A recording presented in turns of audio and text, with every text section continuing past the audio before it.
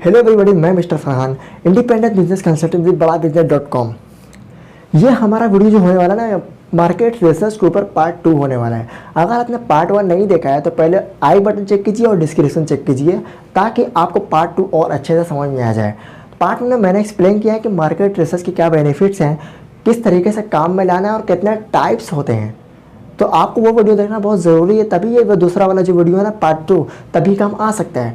इसमें हम बात करेंगे in future what to do market research. Okay, market research future में क्या कर सकती है, इसमें हम बात करेंगे कि फ्यूचर को देखते हुए हम मार्केट रिसर्च को किस तरीके से करेंगे, प्रोडक्ट के बारे में किस तरीके से जानेंगे और प्रोडक्ट के हिसाब से हमें किस तरीके से प्राइस रेंज, पैकेजिंग और कस्टमर फीडबैक किस तरीके से लेना है, इसमें हम जानेंगे कि क्योंकि हम प्रेजेंट के हिसाब से तो चलते हैं, जो हमारा चल रहा होता है उसके हिसाब से तो हम चलते हैं, लेकिन प्लानिंग हमारी असल वही होती है जो हम फ्यूचर के लिए प्लान करें। और मार्केट रिसर्च के ऊपर ये चीज़ करना बहुत ही ज़्यादा इंपॉर्टेंट है आपके एक स्टार्टअप, आपके बिजनेस और आपके एक अच्छे वैल्यूएबल और एक अच्छे स्टेज के लिए, क्योंकि आपको पता नहीं होता है कि जो फ्यूचर में क्या लॉन्च होने वाला है और अगर कोई लॉन्च है ऑलरेडी तो उसका जो लेवल वो अप होकर किस चीज़ में अपडेट होने वाला है, तो ये सब चीज़ आपको पता नहीं रहता है।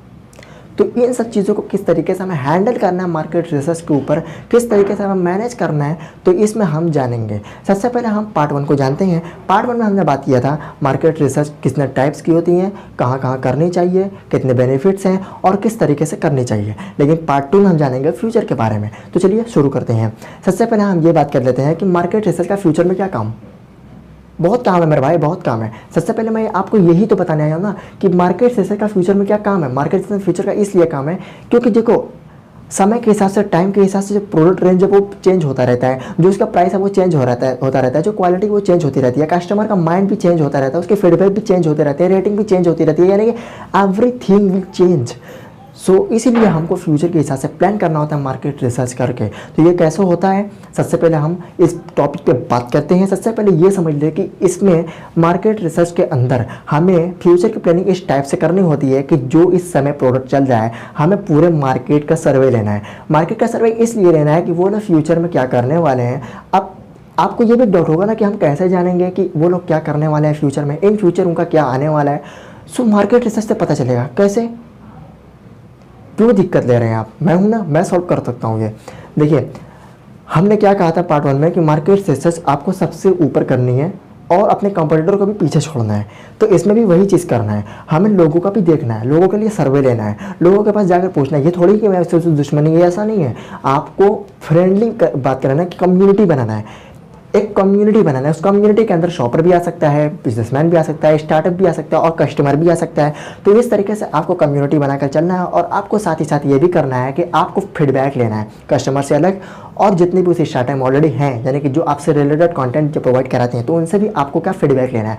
कैसा फीडबैक कि व्हाट्स योर फ्यूचर प्लान, कि आपका फ्यूचर प्लान क्या है इस टॉपिक पे, किस तरीके से आप एक्शन लेने वाले हैं, आपका जो पोटेंशियल एनालिसिस है वो कितना रहा है और आगे कितना होने वाला है, और आपने इसके लिए क्या प्लान किया है, आपने तो प्रोडक्ट रेंज में कितनी प्राइस रखी है, उसकी पैकेजिंग का डिज़ाइन किस तरीके से बदलने का प्लान किया है, आपका प्रोडक्ट जो क्वालिटी दे रहा है उसमें क्वालिटी कितनी इंक्रीज होगी और अगर कस्टमर का इसके ऊपर क्या फीडबैक आया है। ये सब क्या है, सर्वे, मार्केट रिसर्च, दूसरों से सर्वे, जो ऑलरेडी आपके फील्ड में है उनसे सर्वे ले रहे हैं आप, ताकि आपको भी उससे रिलेटेड बहुत ही अच्छी नॉलेज, एजुकेशन, डीपली ये समझ आ सके और आप उसी के अकॉर्डिंग अपने प्रोडक्ट को सर्वाइव कर सके, लोगों को प्रोवाइड कर सके, उसको क्वालिटी को डेवलप कर सकें।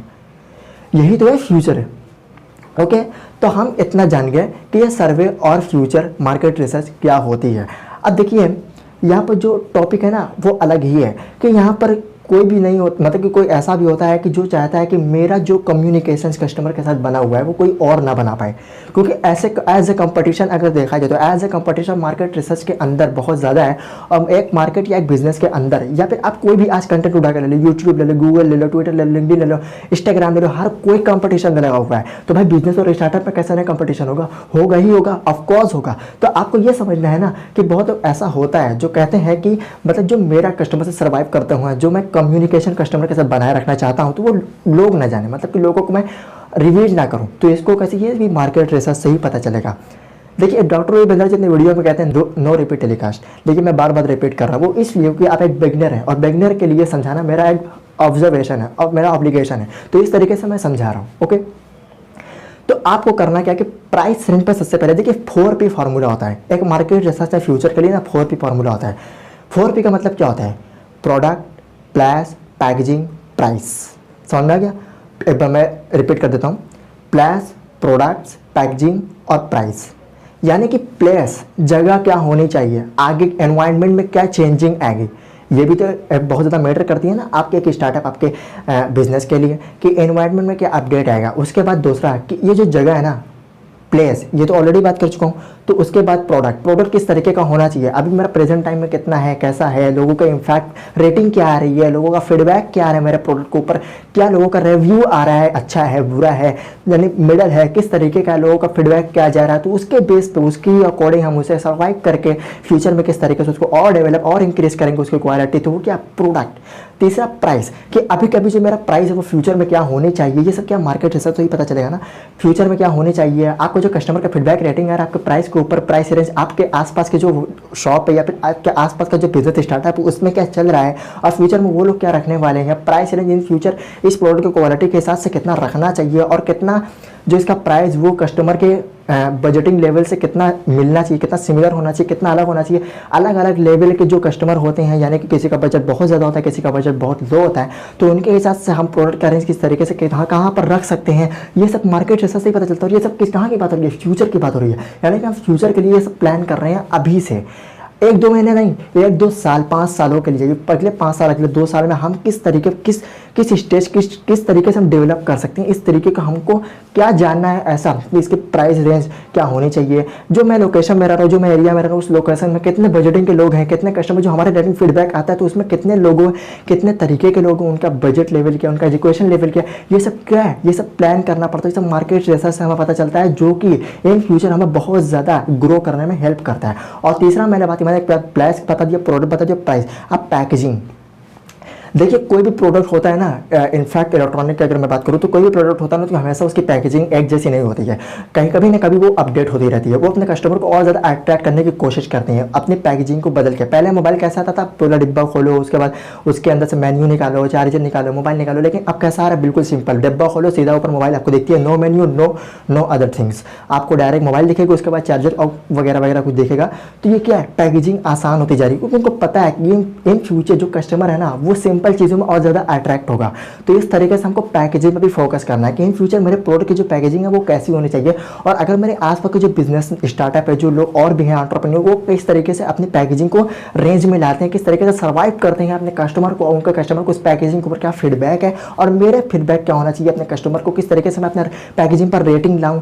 इन फ्यूचर मैं आगे चल के ऐसी पैकिंग लाऊं जो लोगों से यूनिक हो, यानी कि फिक्स कस्टमर का फीडबैक और रेटिंग बहुत ही बेटर हो, better than other entrepreneur, my packaging was best. Okay, तो इस तरीके से कैसे क्या करना चाहिए, तो ये सब क्या है, मार्केट रिसर्च, जो हमें फ्यूचर में पता चलता है।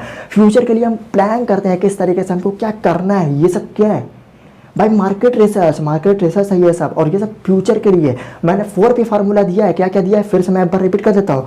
प्लेस, प्रोडक्ट, प्राइस, पैकेजिंग, इन चारों का अगर आपको ध्यान रखना है फ्यूचर को, और अपने आसपास सर्वे करना है, जिससे हम बोल सकते हैं रिसर्च करनी है, जो ऑनलाइन और ऑफलाइन दोनों होता है, ट्रेडिशनल और डिजिटल दोनों होता है। ट्रेडिशनल में आप अपने आसपास का एंटरप्रेन्योर और बहुत सारे शॉपकीपर, बिजनेसमैन जो कि एक प्रोप्राइटर के रूप में काम करते हैं, वो क्या सर्वाइव करा रहे हैं अपने कस्टमर को। तो ये सब आपको बहुत ज़्यादा ध्यान में रखना है, और उसके बाद आपका फ्यूचर प्लानिंग करना है कि पैकेजिंग क्या होनी चाहिए, प्राइस क्या होना चाहिए, कस्टमर के साथ साथ प्राइस क्या होनी चाहिए, और उसके बाद प्रोडक्ट का रेंज क्या होना चाहिए, प्रोडक्ट में क्वालिटी कितनी इंक्रीज होना चाहिए, इसके ऊपर प्रोडक्ट का फीडबैक क्या आ रहा है कस्टमर के हिसाब से।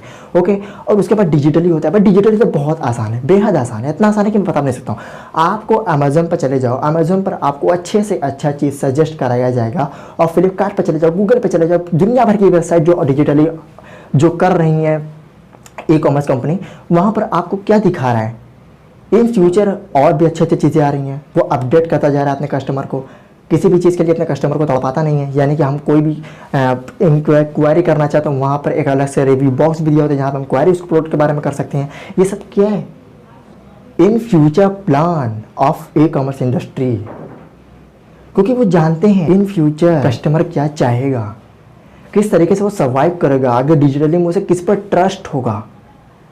तो ये सब किया जाता है। आई होप मार्केट रिसर्च का ये पार्ट 2 ना बहुत ज़्यादा पावरफुल आपके लिए रहा होगा। अगर आपने पार्ट 1 नहीं देखा तो मैं सब रिक्वेस्ट कर रहा हूँ पार्ट 1 पहले देखो, क्योंकि इसमें मैंने तरीका बताया है, और बेनिफिट बताया कि मार्केट रिसर्च से क्या बेनिफिट है।